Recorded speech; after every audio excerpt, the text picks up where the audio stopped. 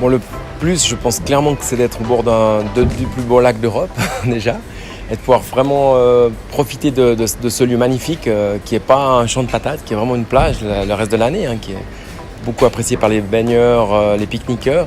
Et bien, pendant une semaine, c'est nous qu'on fait de la musique et qu'on fait profiter de ce cadre magique avec les arbres, le lac, le jet d'eau de Genève et puis les canards qui enchantent tout le monde, quoi. Des demandes exigeantes non, il n'y a pas eu des demandes faramineuses. Il y a des fois un peu des exagérations sur les limousines, des choses comme ça. Mais non, autrement, les anecdotes, c'est plutôt des styles... Marilyn Manson, il y a 3 ans en arrière, qui était dans le tourbus en face, sur le parking en face, de l'autre côté de la route, qui dormait, qui faisait un petit somme. Mais après, il s'est réveillé, il était dans le bus et tout seul. Et puis, il est venu par la plage, en fait, par le restaurant de la buvette du port. Mais il n'était pas dans le bon côté du backstage, en fait, ni sur le site, il n'arrivait pas à rentrer sur le festival. Donc en fait, il a demandé aux gens comment on pouvait rentrer sur le festival. Puis comme on ne le reconnaissait pas parce qu'il n'était pas maquillé, c'était assez marrant. Et le management l'avait perdu en fait, parce qu'il n'avait pas son attel. Enfin, c'était assez rigolo. Donc il a failli pas pouvoir trouver le site alors qu'il était à côté.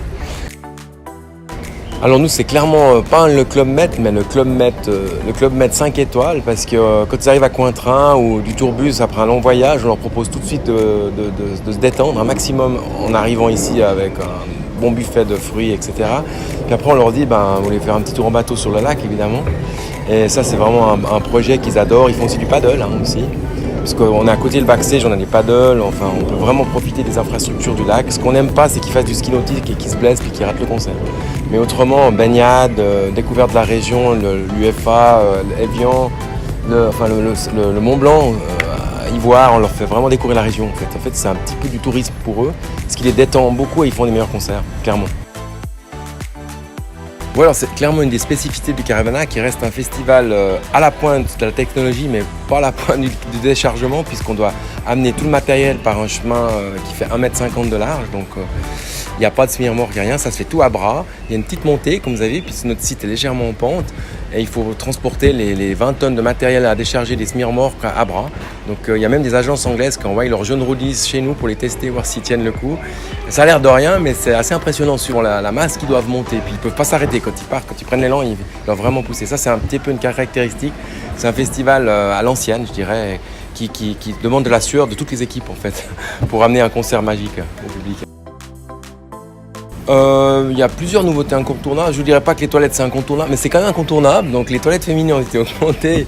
On a augmenté de 20 toilettes pour les dames. Et puis je crois qu'elles sont super bien agréables. Les gens jusqu'à maintenant ont adoré. Et puis bon, où on se situe maintenant, je trouve ce bar sur l'eau, dans la nature, avec du bois, dans les arbres, l'éclairage de nuit.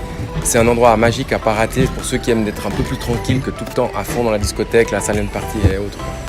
Donc venez au bar ici, c'est vraiment super. Alors cette année, Liminianas, c'était clairement le concert rock que j'ai adoré, un peu psychédélique des années plutôt 70, mais qui était incroyable, vraiment un rock alternatif, hein, peut-être moins médiatique, mais très puissant en concert avec un super son et on adore.